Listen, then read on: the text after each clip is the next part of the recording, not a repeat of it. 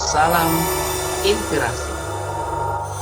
Sahabat Ambar, kali ini kita akan mengenal satu sosok yang inspiratif.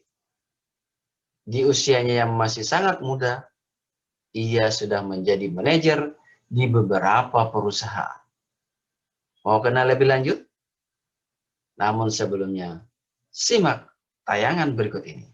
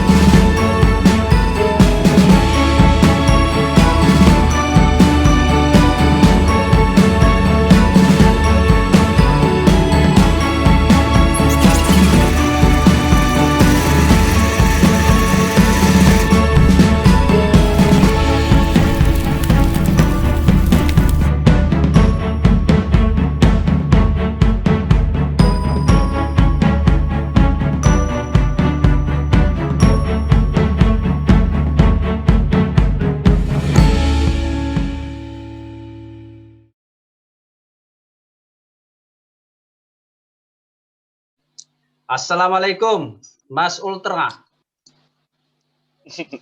Waalaikumsalam warahmatullah. Jadi apa kabar ini? Boleh Om. Baik Om. Alhamdulillah. Baik, Om, bagaimana ya. kabar? Alhamdulillah baik. Oke Om. Ya, pertama saya ucapkan terima kasih waktunya, kesempatannya setelah beberapa kali kita bikin janji mencari waktu, akhirnya malam ini bisa ngobrol santai. Ya, biasa Betul orang Om. Bukan sih Om, lebih ke ada beberapa panggilan yang tidak bisa tidak dihadiri. Iya. Artinya kan ada kegiatan, ada agenda. Betul Om, betul. Ya. Baik, mungkin ini memperkenalkan diri dulu, singkat, biar kita semua kenal sosok Fadli. Siap. Silakan. Ya. Apa ya Om ya? Saya asalnya dari Makassar, lahirnya di Jeneponto. Terus sekarang lagi aktif di dunia perhotelan. Terus lebih banyak aktivitas sekarang, lebih banyak mobile Om, karena kan pandemi juga, jadi beberapa meeting juga lagi virtual, jarang ada yang ketemu langsung. Cuman karena virtual makanya schedule-nya tuh harus diatur begitu Om, biar semuanya terpenuhi. Begitu sih Om. Kalau perkenalan singkat sih itu Om.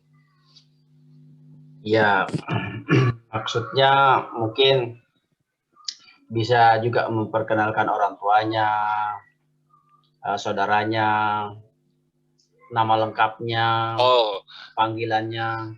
Oh siap.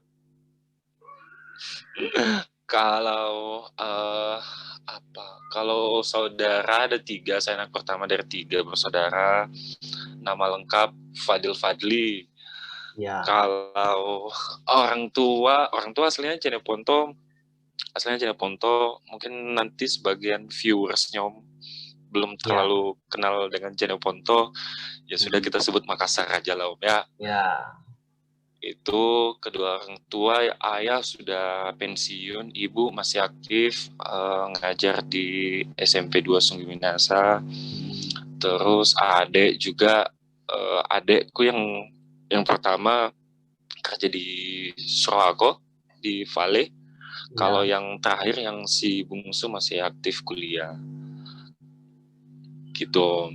Iya. Jadi ultra ini kenapa bisa disebut ultra itu? Ya nanti dipanggil ultra. Itu terus. Juga Om. Iya. Betul, dulu itu saya sempat nanya ke orang tua, ke ayah sih lebih tepatnya. Kenapa namanya ultra begitu kan, sedangkan nggak nyambung sebenarnya Om kalau dibandingin dengan nama lengkap kan Fadli gitu. Terus kenapa ujungnya ke ultra gitu. Ya. Terus kalau kata ayah sih, dulu kan waktu muda itu orang Makassar tuh suka pakai handy talkie itu loh. Handy talkie. Ya. Yang Roger. Ya. Nah, waktu di Roger itu nama salurannya kalau nggak salah itu ultra. Jadi sering keinget dengan ultra, namanya kepanggil lah ultra. Cuman sebagian besar sekarang udah bukan ultra sih Om. Uta biasanya. Uta. Iya. Yang masih konsisten panggil ultra itu sih saya sama Om sih beberapa. Tapi kalau sepupu-sepupu, teman-teman, kalau teman-teman dekat rumah, sekarang sih udah panggil Uta. Iya. Tapi kalau lingkungan pekerjaan udah panggil Fadil atau Fadli gitu. Iya. Gitu. Baik. Jadi kita panggil Fadil aja biar lebih sesuai dengan nama aslinya. Lebih akrab. Ya. Siap. Jadi Fadil ini asli Makassar. Orang tua Makassar, berdarah Makassar. Sekolahnya semuanya di Sulawesi Selatan. Nah, gimana kisahnya kok sampai kuliah ke Jakarta?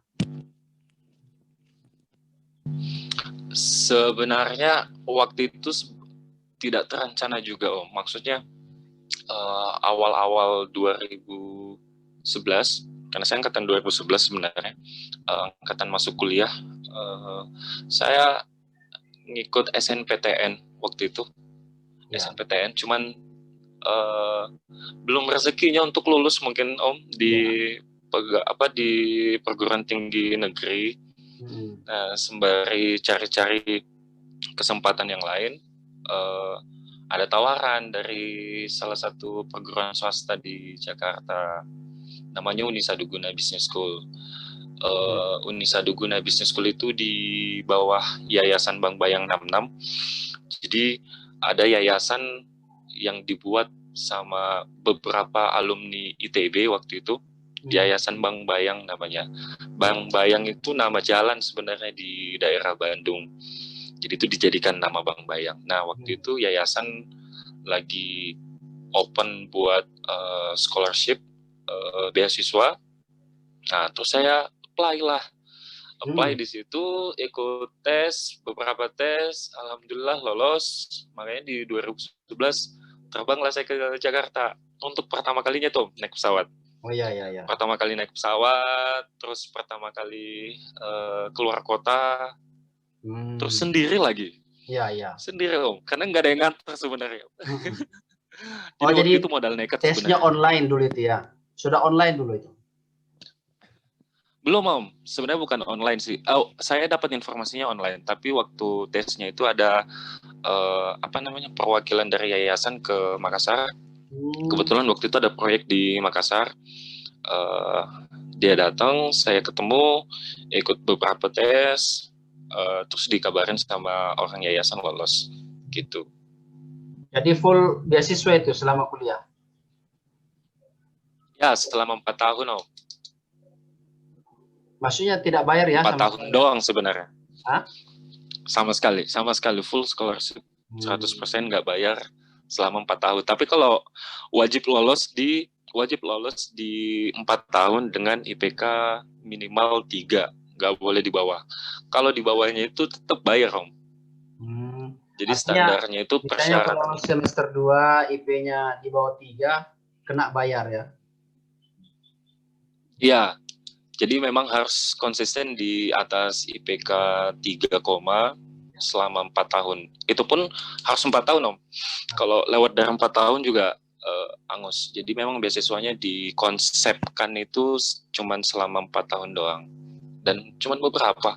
Aku dari Sulawesi itu cuman sendiri. Sendiri Om. Jadi temannya rata-rata dari? Dari Jakarta, ada yang dari Jakarta, ada yang dari Surabaya. Ya di Jawa lah ya. Kalimantan. Ya dari daerah Jawa betul Om. Kalimantan kayaknya nggak ada deh. Sumatera ada, Sumatera Selatan.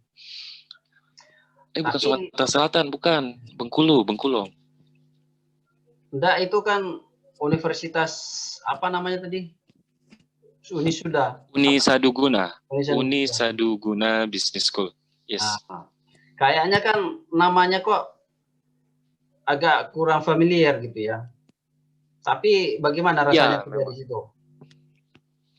Selama kuliah di situ? Rasanya sih nyaman Om, nyaman selayaknya kampus di Jakarta begitu yang provide beberapa fasilitas-fasilitas umum lah untuk mahasiswa begitu.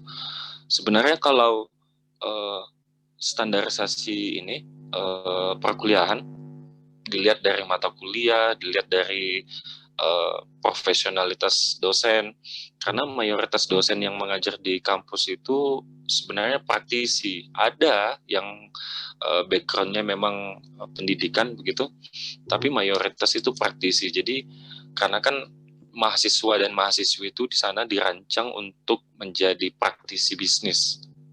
Awal ide konsep kampus itu sebenarnya jadi gimana caranya nanti alumni sini tuh kita bisa bikin bisnis gitu. Namanya juga Unisaduguna Business School gitu. Jadi memang proyeksi ke depan orang-orang sana itu ya, orang yayasan itu membuat sebuah konsep bahwa yang kita ajar itu nggak terlalu banyak sebenarnya. Dalam satu kelas itu cuma 15 orang. 15 orang satu kelas, nggak boleh lebih. Jadi kita kurangi kuantiti tapi memaksimalkan kualitas begitu. Jadi dan semuanya itu beasiswa ya mereka itu. Teman-temanmu semua itu beasiswa ya? Enggak Om, enggak. Yang dapat 100% itu di angkatanku cuma aku doang. Sisanya itu ada yang 50%, bahkan ada yang enggak. Oh, ada klasifikasinya ya? Iya, ada klasifikasinya. Nah, Unisaduguna itu juga, aku lanjut dikit Om ya. Ya. Unisaduguna itu juga ada yang satu Unisaduguna Business School, yang kedua ada Unisaduguna International College. Jadi double degree untuk yang kelas International College-nya. Ya. Jadi dia 2 tahun di Indonesia, 1 tahun di luar gitu. Ada yang pilih di UK, ada yang pilih di Australia gitu. Kayaknya Tapi menarik. mostly sih di UK. Nggak bisa kah pindah ke sana? Misalnya, Kalau dibilang bisa atau enggak sebenarnya bisa. hmm, Cuman memang kan diplot dari awal itu untuk apa namanya, untuk di Unisaduguna Business School-nya. Kalau dari awal saya pilih International College bisa jadi saya bisa double degree gitu. Tapi karena dari awal kita dikonsepkan untuk di Unisaduguna Business School-nya, jadi ya sudah. nah Gitu. sekarang, nah mungkin apa saranmu atau pendapatmu kalau ada mahasiswa atau calon mahasiswa yang milah-milih tempat kuliah, misalnya harus kuliah di universitas yang sudah punya nama, yang sudah terkenal, itu bagaimana menurutmu? Tidak salah Om, untuk kuliah di kampus yang punya nama itu juga tidak salah, karena ada beberapa change opportunity yang mungkin lebih terbuka ketika kita jadi mahasiswa di kampus kampus besar gitu. Karena kan misal kita mau ngejar beasiswa untuk beberapa kampus ternama yang sudah besar, itu pasti sudah kerjasama sama beberapa instansi. Jadi mereka memprovide beasiswa untuk mahasiswa dan mahasiswinya. Kalau juga ujungnya kita mau misal gitu, jadi ASN gitu atau PNS. Ya. PNS kalau tidak salah, kalau saya nggak salah, punya kriteria minimal akreditas kampus itu B atau Alpha gitu. B. Aku lupa. Tapi enggak semua. Jadi untuk maksudnya enggak harus kampus negeri semuanya, kampus saja harus minimal B. ya betul. Tapi kan tetap ada beberapa, misal begini, ada beberapa lulusan gitu ya, mahasiswa yang kampusnya akreditas B misalnya, tapi jurusan kan ada akreditasnya juga gitu. Iya, betul. Ada akreditasnya.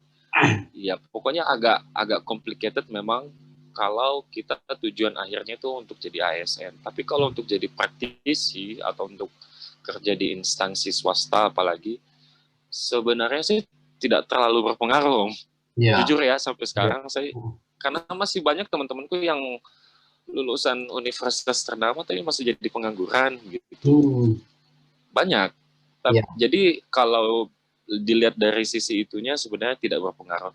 Ada beberapa hal-hal yang lain yang juga cukup berperan. Kalau kita bicara karir ke depannya ya. Ya. Gitu sih Om. Oke, baik. Nah, kan katanya itu pernah jadi asisten dosen selama kuliah itu. Itu gimana? Gimana kisahnya? Sejak semester berapa? Itu waktu sama Ibu Sri Saraswati. Aku sebenarnya salut banget itu sama Ibu, karena Ibu Sri Saraswati itu S1-nya dia di UI, Universitas Indonesia. S2-nya dia itu di UCL, University College of London, di luar gitu. Jadi dia juga konsultan, maksudnya praktisi jadi dosen di kampus. Jadi memang ada beberapa hal atau beberapa kegiatan yang waktunya dia mengajar di kampus, tapi bentrok dengan kegiatan dia di luar gitu. Jadi itu jadi salah satu alasan dia butuh asisten sebenarnya. Tapi kenapa saya yang dipilih? Sebenarnya sih juga nggak pernah nanya Pak, Om. Nggak pernah nanya ke Ibu Sri kenapa saya. Tapi kalau dilihat dari atensi pada saat beliau mengajar, mungkin atensi yang saya berikan lebih dibandingkan kawan-kawan yang lain begitu. Outputnya juga kalau kita lihat dari misal IP untuk mata kuliah beliau, ya saya bisa dibilang salah satu yang lumayan lah gitu. Nah, saya juga kebetulan nyaman untuk berdiskusi dengan kawan-kawan, suka bikin forum sendiri, kita bahas soal perekonomian terkini, karena kan si Ibu Sri Saraswati itu, Ibu Ati, beliau ngajarnya prinsip. Jadi prinsip-prinsip dasar economics. Setelah itu memang ada microeconomics yang lebih fokus ke ekonomi mikronya gitu. Tapi kalau sebelumnya yang saya jadi asisten itu di Principle of Economics. Gitu, Om. Nah, Enak kan sih Om ini jadi kan, asisten sebenarnya. ya enak lah. Kalau dilanjut mungkin bisa jadi dosen di sana. Sebenarnya bisa Om, Tapi karena harus, kemarin itu sempat ditanyain tuh di follow up. Gimana, mau nggak? Ya, gue bilang mau aja gitu. Cuman kan aku harus lanjutin S2 dulu. Kalau untuk jadi ya, asisten mungkin bisa, tapi kalau untuk jadi dosen kan aku harus ngelanjutin untuk S2-nya. Cuman sampai sekarang masih planning aja Om, belum dieksekusi untuk lanjut S2-nya. belum ada waktu ya. Ya, belum ada waktu. Ya, sebenarnya kalau dibilang belum ada waktu, enggak juga sih Om. Agak apa ya, kalau kita manage waktu dengan baik sebenarnya bisa aja. Cuman kemarin itu aku ada sempat beberapa kali planning gitu untuk lanjut S2. Tapi waktu itu lagi mikir aku lanjut di Jawa, maksudnya di Jakarta gitu ya, atau di Makassar gitu. Ya. Sempat pilih di Makassar, tapi entah kenapa pikiran saya itu lebih ke Jawa gitu. Ayo lanjut di Ya. Jawa gitu. Atau kalaupun misalnya memang nggak di Jawa, ya udah sekalian aja ke luar negeri gitu. Cuman memang kesempatannya itu belum datang. Kalau yang di Indonesia juga aku mungkin karena belum terlalu maksimal juga untuk nyari beasiswa S2-nya, jadi hilalnya itu belum kelihatan Om. Gitu. Tapi one day pasti aku bakalan lanjut S2. Artinya tetap ada rencana untuk ke S2 ya, bahkan S3 nanti. Betul. Amin, amin Om, amin. Nah, kan ini kan dulu kan kuliahnya diplot untuk jadi praktisi bisnis kan. Apakah setelah sambil kuliah itu sudah terjun ke dunia bisnis, dunia kerja, kuliah sambil kerja? Oh iya Om, jadi tapi waktu di kuliahan itu lebih fokus ke proyek mungkin. Project bukan project ini project jangka pendek, kayak misal contoh kita itu kemarin mau mengaplikasikan social entrepreneurship. Kan ada entrepreneurship, ada social entrepreneurship.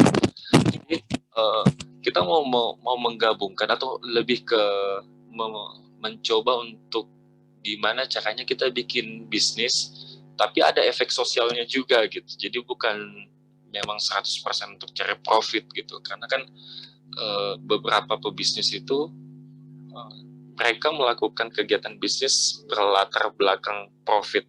Pokoknya bagaimana caranya bikin profit gitu. Ya, betul. Jarang ada yang membagi fokusnya ke ranah sosial gitu. Jadi waktu itu aku dengan kawan-kawan yang ada di Jakarta bikin semacam proyekan kecil.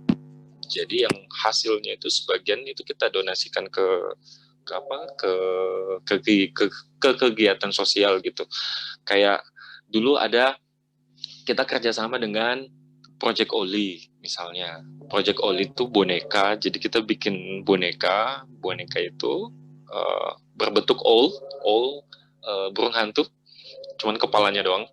Itu yang kita jual. Terus kita kasih ke ada SD di daerah Bogor sana. Terus kita waktu itu juga kerjasama dengan ikatan anak suka baca. Jadi mereka tuh konsepnya kayak gerobak itu yang jajanan bakso, tapi ini isinya buku gitu. Jadi kita di Jakarta kan ada beberapa anak-anak yang mereka mau untuk mencoba membaca misalnya, membaca buku, tapi mereka tidak punya fasilitas untuk membaca, tidak tahu apa yang mau dibaca gitu. Mostly kegiatan mereka adalah membaca melalui handphone. Tapi untuk membaca dari buku itu memang sebenarnya berkorelasi ke minat baca orang Indonesia, tapi pada saat itu kita melihatnya bagaimana caranya anak-anak ini yang memang putus sekolah, at least mereka punya minat baca gitu. Nah, Jadi kita bikin konsep itu, Pak, Om. Proyek-proyek itu memang sudah dirancang oleh kampus atau ide mahasiswa itu sendiri? Oh, ide mahasiswa, ide mahasiswa. Jadi kita dibebaskan untuk bikin apa saja, pokoknya yang ada yang ada kegiatan bisnis di dalamnya, itu yang kita aplikasikan. Jadi tidak ada hubungannya dengan penilaian saat kuliah ya? Bukan tugas kuliah maksudnya? Kalau penilaian sebenarnya ada, Om. Kalau dibilang ada korelasinya dengan mata kuliah, iya, karena kan di mata kuliah misal entrepreneurship, di kelas kita belajar teori, setelah itu kita praktekkan apa yang kita pelajari di dalam kelas, itu yang kita praktekkan gitu. Cuman memang termnya panjangnya waktu kegiatan itu yang minim. Jadi kita mepetkan. Jadi dalam satu semester itu kita bisa dapat teorinya dan kita juga bisa praktek aktualnya gitu di lapangan gitu. Banyak kok, ada beberapa. Itu ide untuk semangat atau spirit berwira swasta itu, berwirausaha itu kira-kira tumbuh sejak semester berapa? Semester 2, semester 1? At least semester 3 lah, Om. At least semester 3, karena di awal-awal itu, di semester 1 sama semester 2, seingat saya, kita itu, ya seperti yang saya bilang tadi, kan dosen itu banyak praktisi, jadi mereka tuh bercerita tentang kegiatan mereka. Mereka bercerita tentang bagaimana caranya sukses versi mereka begitu. Ada dosen yang juga konsultan, ada juga yang dia punya bisnis yang lain, kayak misalnya ikut proyek swasta ataupun proyek BUMN, ada juga yang kerja di instansi yang besar, banyak kok. Jadi di awal itu mereka menumbuhkan minat dulu dengan cara memberitahu background mereka. Ini loh background saya sekarang kerja di instansi apa begitu, dengan jabatan apa begitu. Nah, di saat yang bersamaan kita juga sebagai mahasiswa lihat, enak loh jadi bapaknya ini bisa kerja di instansi tapi bisa meluangkan waktunya untuk jadi dosen juga misalnya. Karena mereka datang dari latar belakang yang menurut kami secara finansial itu mereka udah cukup gitu, tanpa harus ngajar pun sebenarnya mereka bisa hidup gitu. Tapi kenapa mereka mau mengajar kami itu karena mereka nyaman untuk berbagi ilmunya, nyaman untuk berbagi pengalaman. Itu yang kita tangkap dan itu yang mereka mau kasih lihat begitu. Kayak misal ada juga dosen yang dia punya perusahaan perikanan. Ya. Jadi ada perusahaan perikanan yang jabatan dia kalau nggak salah direktur di perusahaan itu, ya, dengan beberapa kawan-kawannya yang lain. Kalau berumur belum terlalu berumur sih, Om. Tapi udah lumayan tua, maksudnya udah di atas 50 tahun, tapi secara umur udah di atas 50 tahun, tapi secara pengalaman kan beliau kaya kan pengalaman, dan itu yang beliau coba untuk kasih tahu. Nah, di semester ketiga dan seterusnya itu baru di situ kita step selanjutnya lah. Setelah minatnya udah ada, baru kita eksekusi. Jadi selama kuliah ini sudah gitu beberapa kali ya ada usaha-usaha wirausaha ya, praktek.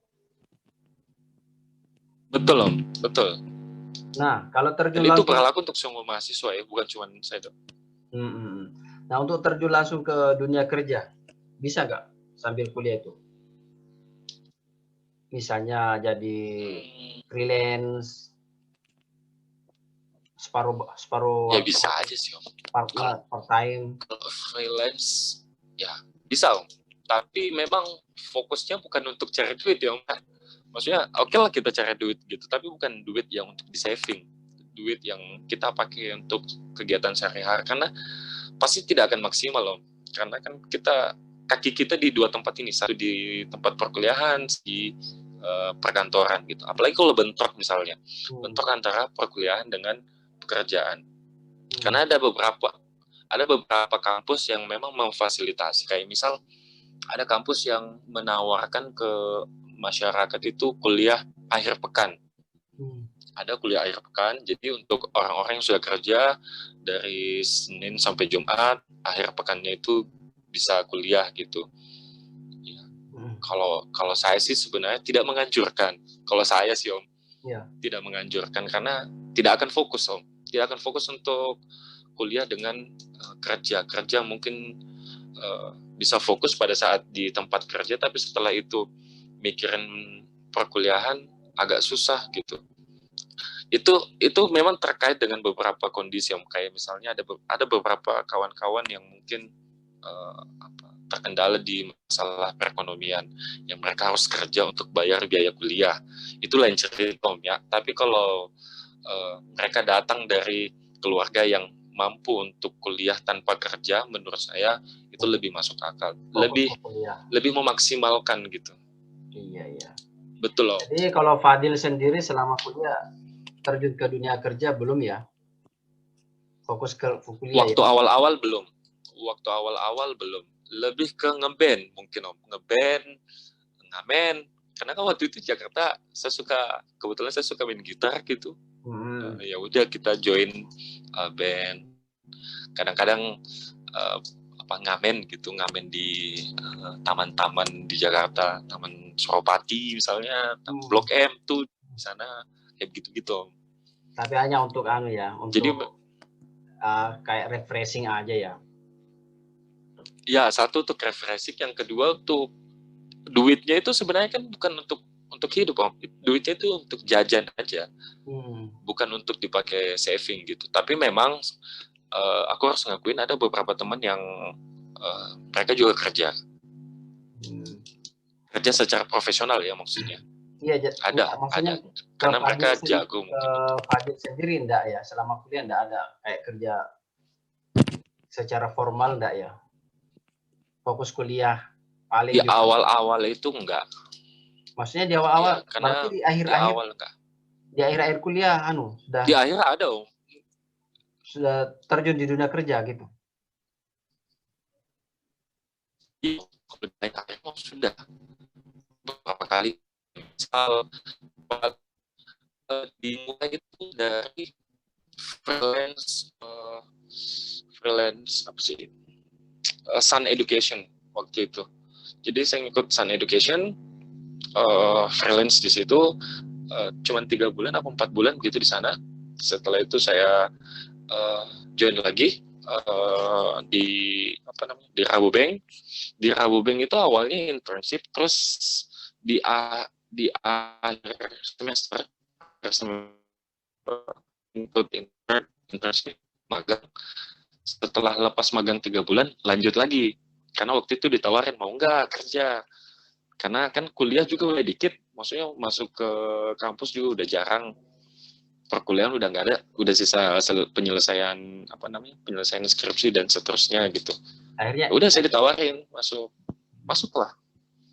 Jadi di akhir semester, di semester terakhir sudah mulai jadi freelance ya, kerja gitu ya? Ya, awalnya freelance, terus freelance itu di Sun Education. Terus setelah itu saya ke Rabobank International Indonesia. Waktu itu di Abdul Muiz, Jalan Abdul Muiz, Jakarta Pusat. Ya, Jakarta Pusat. Nah, setelah wisuda, selesai kuliah, apakah langsung terjun ke dunia kerja atau bagaimana? Iya Om, langsung. Nah, nggak ada istirahat itu. Coba dikisahkan kan menurut informasinya, Mas Fadil ini sudah di beberapa instansi menjadi manajer. Itu bisa dikisahkan dari pertama hingga sekarang. Gimana rasanya gimana rasanya jadi manajer di perusahaan di usia masih sangat muda? Awalnya itu saya di Mega Finance Om. Sebenarnya beruntungnya saya itu karena lewat jalur ODP gitu. mungkin beda dengan Jalur ODP itu gimana pegawai-pegawai maksudnya? yang biasa. Kayak manajemen trainee gitu. Manajemen trainee, kalau ODP itu Officer Development Program. Jadi instansi itu bikin satu program di selama rentan waktu tertentu.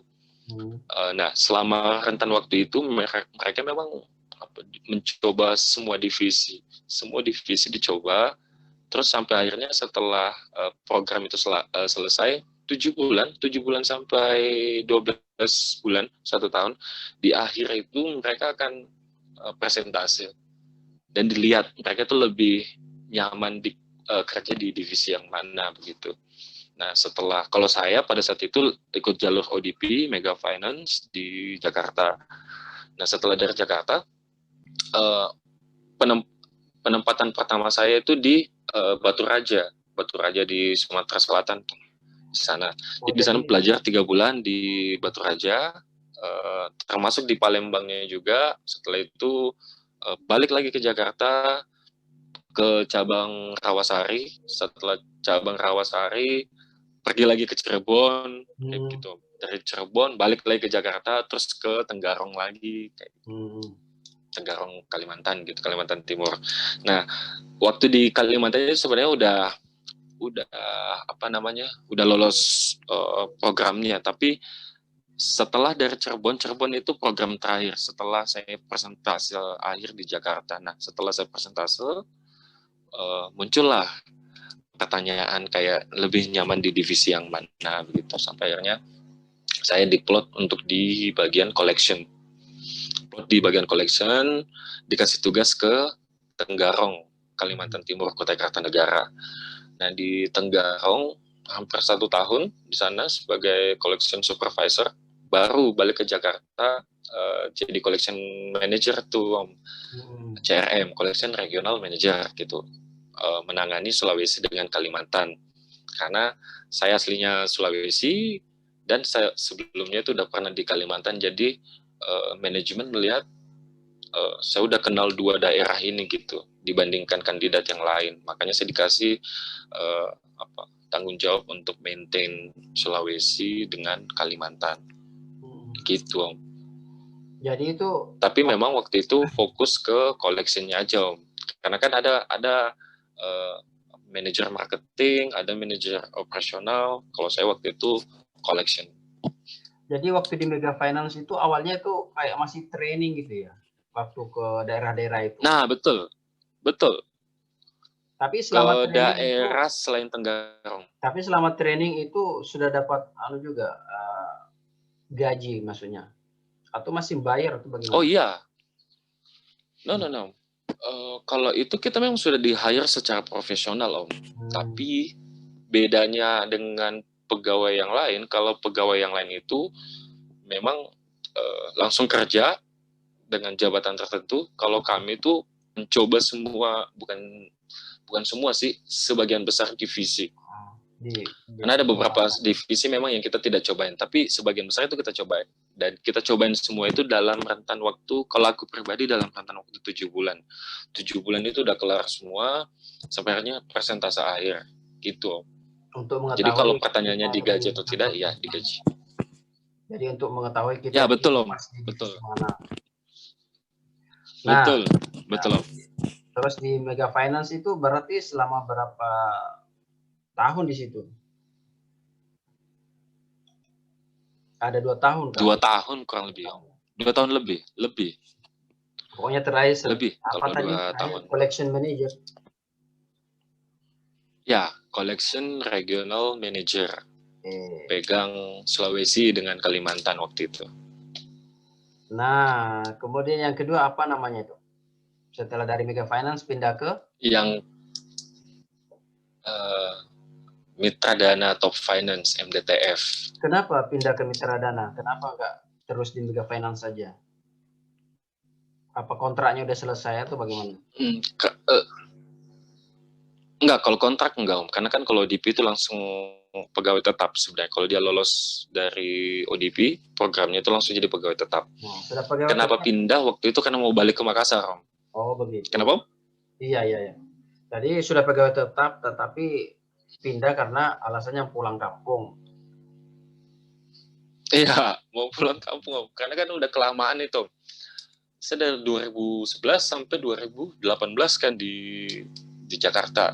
Jadi otomatis waktu itu ibu minta pulang gitu. Sebenarnya di Mega itu saya minta untuk penempatan Makassar. Bisa nggak saya balik ke Makassar? Maksudnya karena bis saya kan di Jakarta. Saya di Jakarta, saya mau Artinya balik Mega gitu. Finance ada cabang di Makassar, kalau bisa pindah ke situ ya. Iya betul, Tetapi betul mungkin loh. tidak Cuman disetujui. ya tidak disetujui sama manajemen pada saat itu. Ya sudah, kebetulan si MDTF Mitra Dana itu buka kesempatan, ya udah saya melamar di situ. Mitra Dana itu di mana? Hobisnya? Di Jakarta Om. Waktu itu Jakarta. saya mendaftarnya di Jakarta, tapi untuk placement Sulawesi. Basement cabang Makassar, Sulawesi. Ya betul. Jadi waktu itu saya melamar di Jakarta, ketemu sama manajemen MDTF. Waktu itu terakhir ketemu sama ada Ibu Vivi namanya, Ibu Vivi, ngobrol sama beliau, akhirnya lanjut cerita deal lah. Terus saya minta untuk penugasan di Sulawesi. Nah, ya udah di bulan Maret kalau nggak salah, Maret atau April gitu. Ya saya ke Sulawesi. Ya. Di Makassar. Sebagai apa di situ? Posisi jabatan? Di MDTF itu area manager. Jadi yang kemarin waktu di Mega Finance itu saya fokus untuk maintain collection. Kalau di MDTF itu saya fokus untuk 3 divisi. Collectionnya, marketingnya, operasionalnya juga gitu. Kan Karena memang kadang-kadang waktu itu MDTF di Makassar. Ya, kadang-kadang kan ada perusahaan begini. Kadang-kadang tidak mau menerima kalau ada karyawan yang pindah dari perusahaan lain. Karena loh, ini kok baru kerja kok sudah pindah. Jangan-jangan track record-nya tidak bagus. Itu bagaimana menurutmu? Iya, statement itu nggak salah Om. Statement itu betul. Untuk beberapa case betul. Cuman kalau case saya adalah beberapa petinggi MDTF dengan Mega itu kan saling kenal gitu. Mereka bisa konfirmasi lebih lanjut gitu. Jadi mereka bisa tahu, mereka bisa cek track record saya bagaimana, cara kerja saya gimana, waktu di Mega sempat bikin kesalahan kah atau gimana gitu. Nah, mungkin setelah mereka cek and recheck, nggak ada hal-hal negatif yang mereka temuin, sampai akhirnya diterimalah untuk untuk masuk jadi area manager di MDTF. Berarti Mega Finance juga bagus ya, artinya dia profesional, memberikan informasi yang jujur ya. Betul loh, betul. Mega Finance cukup profesional. MDTF juga cukup profesional. Cuma saya nggak lama di MDTF. Bagaimana? Kenapa bisa tidak lama? Padahal kan sudah di Makassar. Apa ya? Sebenarnya complicated sih Om alasannya pada saat itu. Complicated maksudnya ada beberapa. Yang paling dominan alasannya apa? Yang paling dominan karena alasan utamanya itu karena saya mau keluar dari finance lah, dunia finance gitu. Karena untuk beberapa case saya melihat ada kawan-kawan itu yang tuanya itu kok kurang bahagia gitu karena di finance gitu. Karena kan di finance itu sebenarnya performance based. Mereka itu performance based. Jadi kalaupun misalnya perform kita jelek bagus di bulan ini, terus di bulan depan jelek, ya pasti akan kena punishment gitu. Apapun punishmentnya itu ya, yang ujung-ujungnya itu pasti kalau either dimutasi atau disuruh resign, yang jelas ujungnya nggak enak gitu. Karirnya kurang lebih kurang bagus. Bukan saya bilang bahwa dunia finance itu jelek, enggak. Dunia finance itu bagus untuk beberapa orang mungkin sesuai dengan dunia finance gitu. Cuman kalau saya pribadi merasa kurang nyaman gitu. Ya, artinya kan tergantung jiwa seseorang.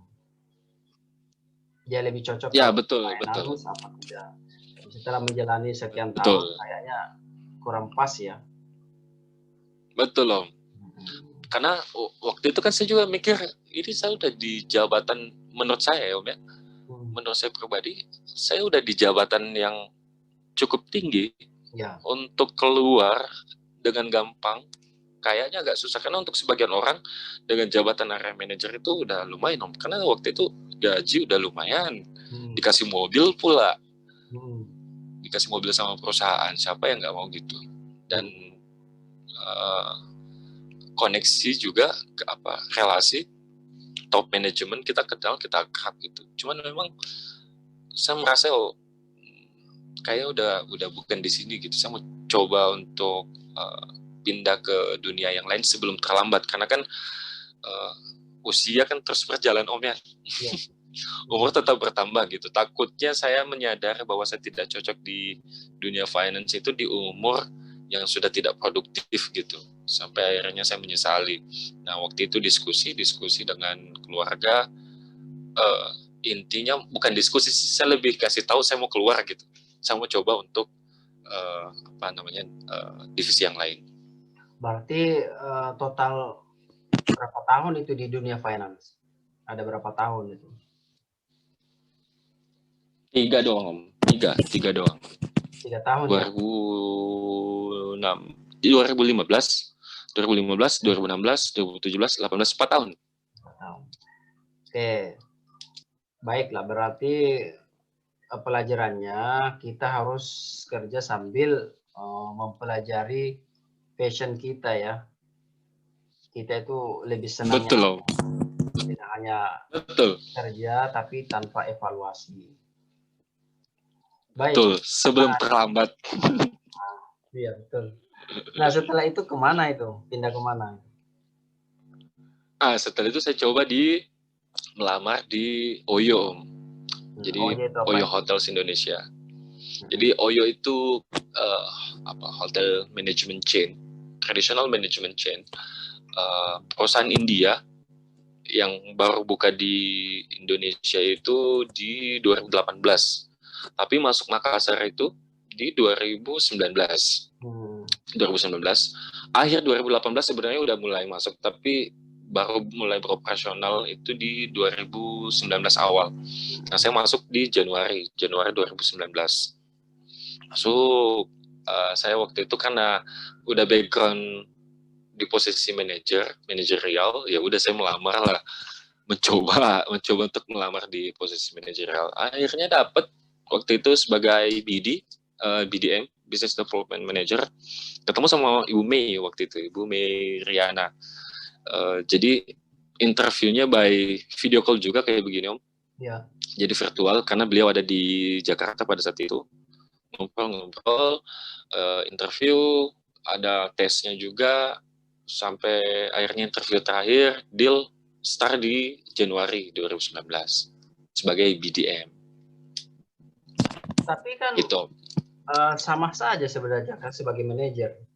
Apa bedanya dengan yang sebelumnya? Beda Om, kan beda divisi, beda dunia Om. Jadi waktu dulunya itu kita main di dunia finance, yang di Oyo itu kita main di dunia perhotelan sebenarnya, karena industri kami itu, industri yang sekarang itu lebih fokus untuk bermitra dengan pihak hotel atau pihak properti. Karena waktu itu Oyo memang awal masuk ke Makassar itu lebih fokus ke perhotelan, hotelnya. Sekarang udah buka yang kayak Wisma gitu yang di bawahnya hotel. Tapi waktu di awal itu lebih fokus ke hotel. Nah, jadi kalau dibilang sama-sama manajer, yes, sama-sama. Hotel bintang berapa Oyo ini? Sebenarnya semua bintang, hampir semua bintang ada. Karena kalau di Indonesia itu bintang 3. Tapi kalau di Makassar ada beberapa yang bintang 3, tapi sebagian besar itu bintang 1. Kalau di luar negeri, di India misalnya, atau di Singapura, atau di beberapa negara yang lain, itu sudah ada yang kerjasama dengan bintang 5 gitu. Tapi kalau di Indonesia belum. Setahu saya belum, ya saya nggak tahu sekarang, tapi waktu dulu itu belum. Di Makassar pun kalau yang bintang 5 itu kayak belum ada. Baru bintang 3. kalau di Makassar. Nah, saya waktu itu juga dapet Om. Jadi mitra pertama saya waktu itu saya ngejar Hotel Lin. Ada Hotel Lin di Makassar di Jalan Hertasning itu sana. Nah, saya nawarin kerjasama dengan dengan Oyo, deal Tom. Jadi tuh Hotel Lin 109 kamar. No, awal masuk itu 99 kamar. Itu jadi mitra pertama saya waktu saya di Oyo. Gitu. Enggak, maksudnya bentuk konkretnya mitra kerja itu kayak gimana itu antara hotel ke hotel itu? Oyo dengan Jadi begini Om, kan hotel itu kan menyediakan servis Om. Menyediakan servis, yaitu kamar gitu. Nah, kamar ini kan harus dijual, harus dipasarkan gitu ke tamu-tamu gitu, ke masyarakat lah. Yang sebagian dari masyarakat itu nanti akan menjadi tamu. Nah, Oyo dengan kompetitor yang lain datang sebagai penyedia manajemen chain yang salah satu tugasnya itu adalah menarik tamu-tamu itu, menarik masyarakat itu menjadi tamu gitu. Jadi mereka bekerja sama dengan hotel management chain untuk ujungnya adalah untuk meningkatkan revenue sebenarnya, untuk mendapatkan pendapatan lebih yang dulunya mereka kelola sendiri. Setelah bekerja sama dengan pihak ketiga atau vendor yang kayak Oyo ataupun kompetitor yang lain, mereka akan kerja bareng karena di hotel management chain itu pun punya OTA, punya online travel agent gitu, punya aplikasi yang orang-orang itu bisa booking hotel itu melalui aplikasi itu gitu. Jadi dengan bekerja sama dengan hotel management chain, otomatis itu revenue mereka akan lebih meningkat gitu. Oh gitu ya. Itu Om. Jadi tujuannya itu.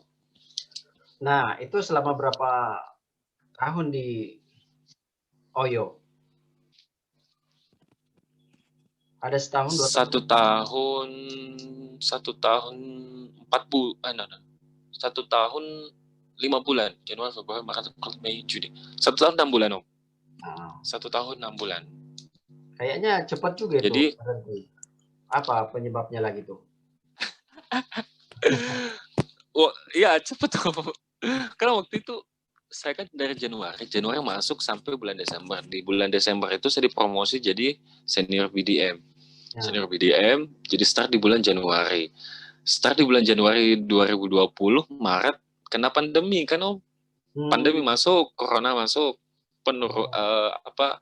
corona masuk, penjualan turun, revenue turun, apalagi salah satu sektor yang kena dampak kan sektor pariwisata. Sedangkan perhotelan itu erat kaitannya dengan pariwisata gitu. Jadi omset turun dan terjadilah waktu itu furlough unpaid leave. Jadi ada beberapa karyawan yang dirumahkan untuk sementara. Saya salah satu yang dirumahkan itu. Jadi hampir semua ya, tidak semua. Kayaknya sisa 3 orang kayaknya yang masih aktif di Makassar dari awalnya puluhan gitu. Jadi sisa 3. Jadi 3 ini itu pun yang berbasis operasional, sisanya itu dirumahkan. Artinya sebenarnya masih enjoy di Oyo ya, seandainya normal situasi.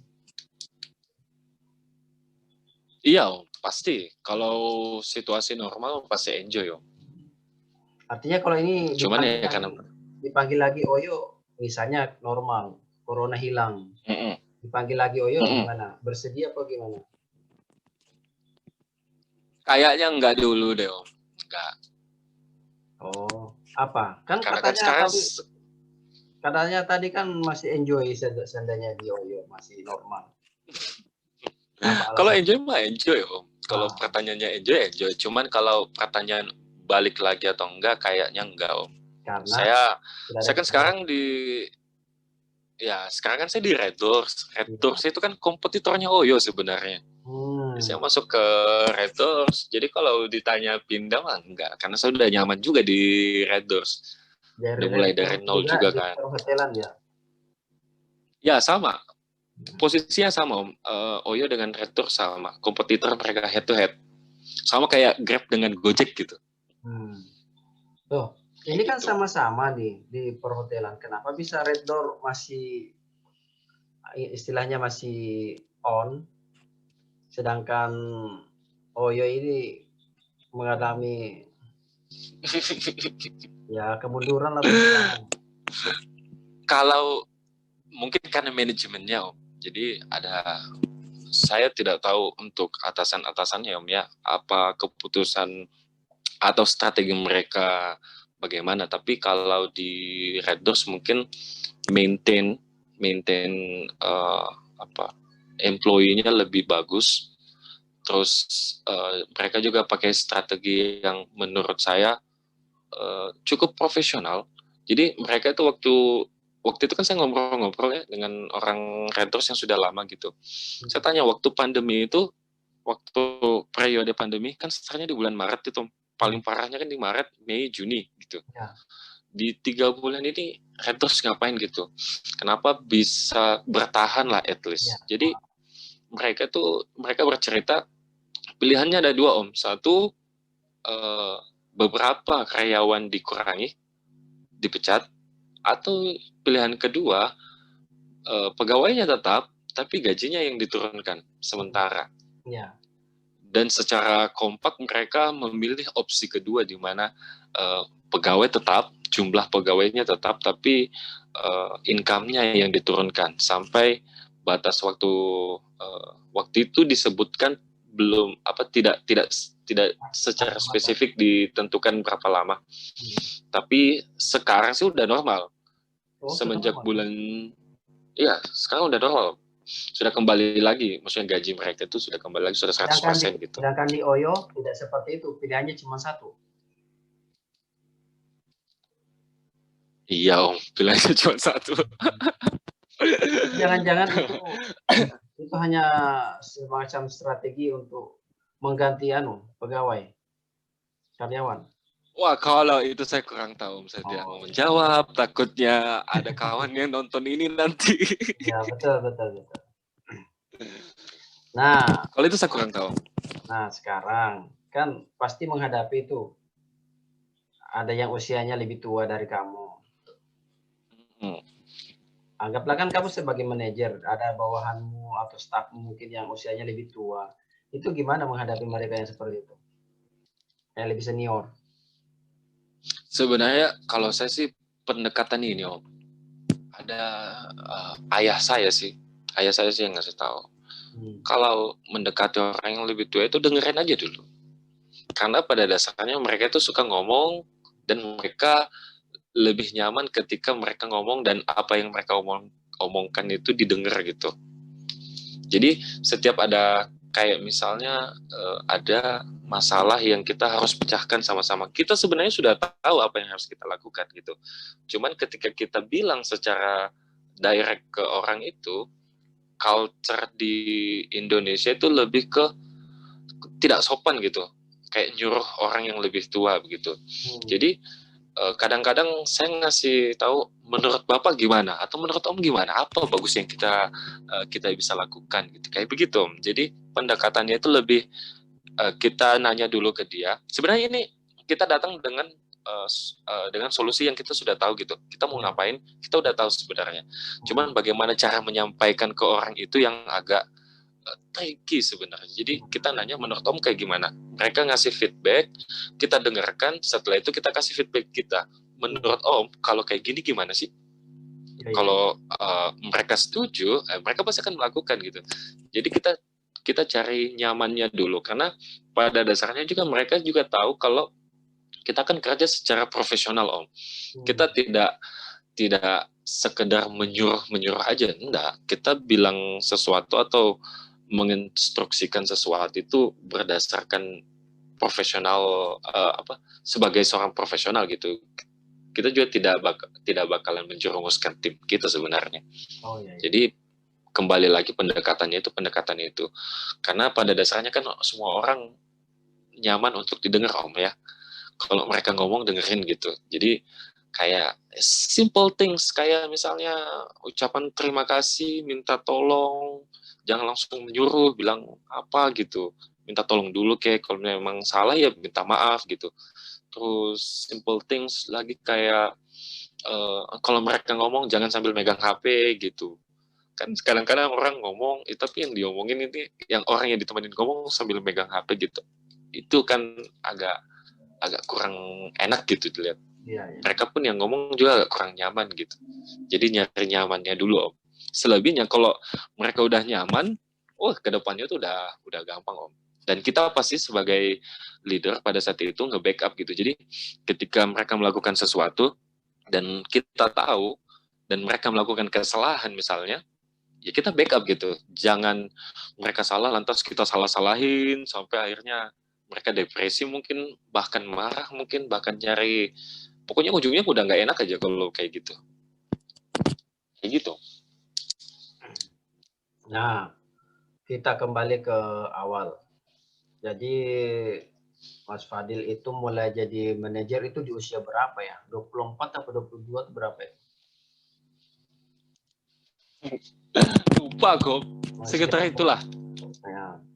Nah, itu apa yang bisa di-share kunci suksesnya bisa menjadi seperti itu apa? Kunci rahasianya menjadi sukses. Kunci rahasia untuk jadi sukses. Ya, sebenarnya masing-masing orang punya caranya masing-masing. Iya, maksudnya Mas Tapi Fadil kalau sendiri apa yang bisa sehingga menjadi seperti itu? Kuncinya, rahasianya apa? Suksesnya, kunci suksesnya apa?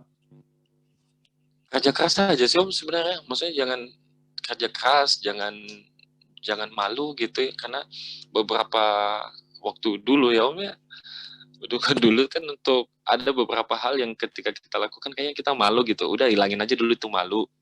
Hilangin malu, pokoknya hajar aja. Apa yang ada di depan mata hajar gitu. Tapi memang dengan pertimbangan-pertimbangan yang sudah matang gitu. Terus setelah itu hajar. Orang mau ngomong apa juga ya sudahlah, tutup telinga gitu. Pokoknya kita jalan gitu. Tapi sambil di jalan itu kita evaluasi diri gitu bahwa ini memang sudah yang kita mau atau tidak. Karena misal begini, yang tadi saya bilang itu, Ya. saya tutup mata ketika teman-teman itu bilang kenapa nggak jadi PNS, kenapa nggak jadi PNS sana, kenapa nggak jadi PNS di sana, balik ke kampung orang nanya udah jadi PNS belum. Ini orang-orang sudah termindset bahwa mereka sukses itu ketika mereka jadi PNS gitu, padahal bukan itu intinya.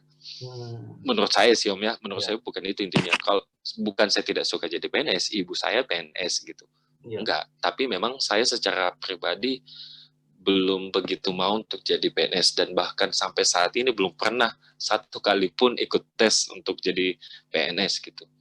Nah, saya mengikuti cara saya bahwa saya maunya itu dari dari sisi swastanya gitu.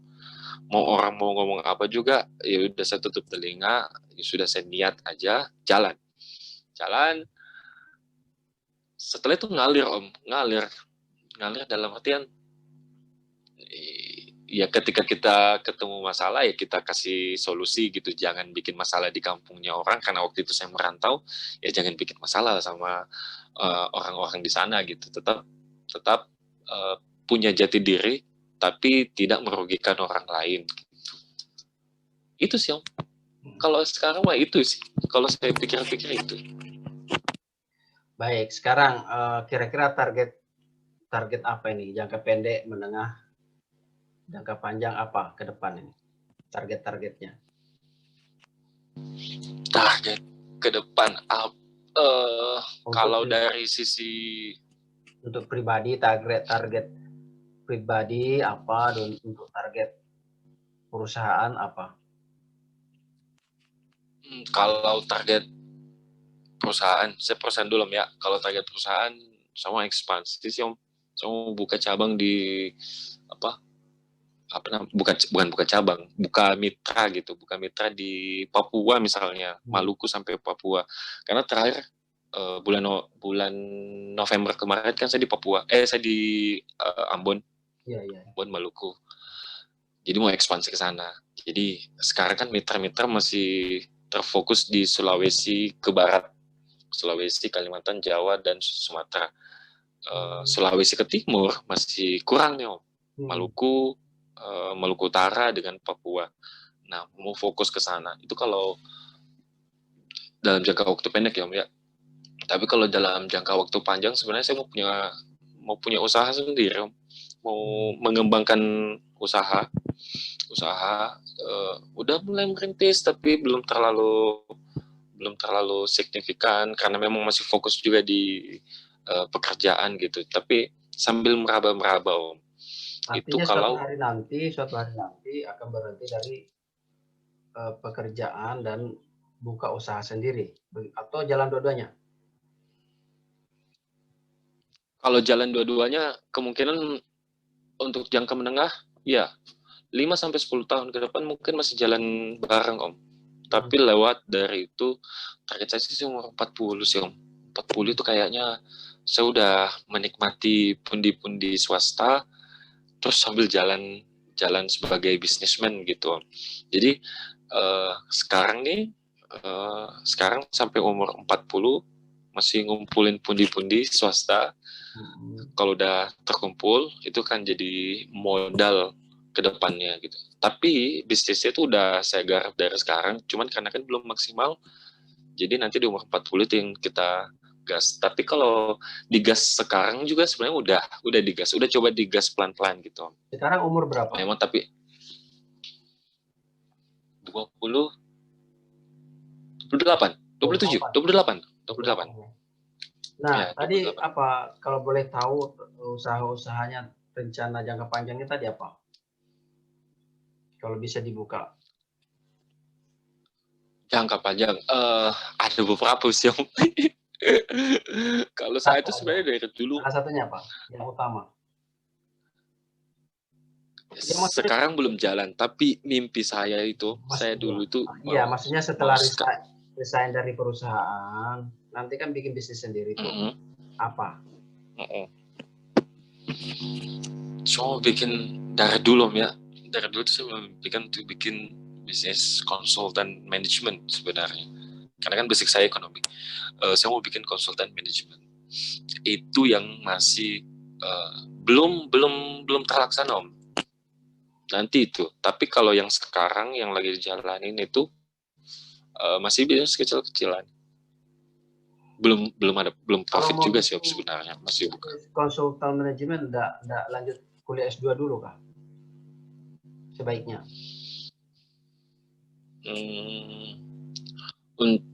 Kalau yang saya kenal memang sebagian besar sudah punya gelar master gitu di belakang nama mereka gitu. Kalau saya ngumpul juga gelar masternya itu selalu ditonjolkan gitu. Tapi saya juga melihat praktisi, maksudnya pengalaman itu juga bisa jadi nilai jual gitu, bahwa gelar master itu penting, iya, secara teori kita bisa belajar dari situ. Itu banyak sekali ilmu yang kita bisa ambil dari dunia perkuliahan gitu Om ya. Tapi dibarengi dengan pengalaman gitu. Jadi paling nanti rencana fokus di dunia praktisi dulu. Someday kalau misalnya dalam waktu dekat bisa lanjut S2, saya lanjut S2, nanti di umur 40 tahun kan sisa aplikasinya aja. Karena gelar masternya udah saya dapat, pengalamannya pun udah punya gitu. Sisanya dari kawan-kawan yang bisa berkolaborasi sama-sama gitu. Gitu. Ya. Satu lagi yang terakhir. Apa itu? Boleh. Saran-sarannya kepada anak-anak muda yang ingin sukses meniti karir. Jangan malas. Jangan malas Om. Jangan malas. Satu, jangan malas. Malas itu untuk semua aspek ya Om ya. At least jangan malas bangun pagi lah, minimal gitu. Karena untuk beberapa orang bangun pagi itu kan sekarang udah susah gitu, apalagi mahasiswa yang kegiatannya sampai tengah malam, bahkan ada yang sampai subuh, bangun pagi aja susahnya minta ampun gitu. Jadi gitu, jangan malas, at least bangun pagi lah kalau bisa gitu. Terus jangan nggak usah dengerin kata orang. Kalau misalnya memang sudah punya niat tertentu, orang-orang itu pasti akan ngomong. ngomong sesuatu, ngomong inilah, ngomong itulah. Apalagi kalau untuk di daerah-daerah eh, pedesaan gitu, biasanya orang tua ataupun keluarga kan nyuruh jadi PNS, daftar PNS, daftar PNS. Itu aja terus. Jarang ada yang bilang, bikin usaha ini, bikin usaha itu, atau coba ini, coba itu, gitu. Jarang gitu. Tapi memang sekarang udah agak shifting nih Om. Udah ada beberapa pemuda-pemuda itu yang melek teknologi dan mereka sudah tertarik untuk join di dunia swasta gitu. Karena kan sekarang kayak misalnya startup company udah ada, pemuda-pemuda itu sebagiannya tuh udah shift apa namanya ekspektasi gitu, bahwa mereka sudah tidak ekspektasi untuk jadi PNS tapi untuk kerja di swasta. Tapi tidak bisa dipungkiri bahwa sebagian masyarakat itu masih berpikir ke sana gitu. Nah, bahwa mereka akan ngomong sesuatu, ya udah nggak usah dengerin lah. Pokoknya fokus saja ke depan, ngejar itu yang apa di depan mata, apa yang sudah tertanam di sini di otak, yang sudah diniatkan dan sudah di-prepare, jalankan. Bahwa ketika mereka ngomong, ya mereka ngomong sesuatu ya karena mereka ada di belakang kita, bukan ada di depan kita gitu. Kalau mereka di depan kita, sebenarnya mereka harusnya membantu gitu. Mereka ngomongin ya karena mereka di belakang kita aja. Jadi fokus aja ke depan, fokus sama apa lagi ya? Nggak usah ngomongin orang. Jangan tadi apa yang pertama? Jangan malas. 2, fokus. 3, kerja keras. Ya kerja keras, karena ada beberapa kawan juga yang sudah malas untuk keluar rumah misalnya, untuk setidaknya berinteraksi dengan orang secara real. Bahkan memang belakangan kan kita dikasih kemudahan untuk kayak misal kita mau job seeker, kita mau cari kerjaan ya sisa buka platform apa gitu, buka job street atau buka apa gitu. Tapi padahal untuk nyari kerjaan itu bukan cuma di situ sebenarnya. Kita nongkrong atau ngumpul sama teman-teman juga udah bisa gitu. Ada banyak cara. Jadi jangan malas aja gitu. Pokoknya fokus. Itu sih. Oke, saya kira bincang-bincang kita ini sudah cukup banyak yang kita dapatkan, informasi-informasi, pengalaman-pengalaman, inspirasi-inspirasi dari Mas Fadil. Mudah-mudahan bermanfaat. Siap, Om. Selalu buat Amin. Mas Fadil dan kita semua. Salam buat ayah, ibu, mama, bapak. Iya Om, siap Om. Salam buat anak, istri, dan mertua juga. Terima kasih ya. Belum ada anak Om. Oh ya, maaf. Doakan tahun 2021 Amin. dapatlah. Amin. Amin Om. Amin. Baik. Makasih banyak Om, makasih banyak undangannya. Sukses buat kita semua. Assalamualaikum warahmatullahi wabarakatuh. Waalaikumsalam warahmatullahi wabarakatuh. Dadah.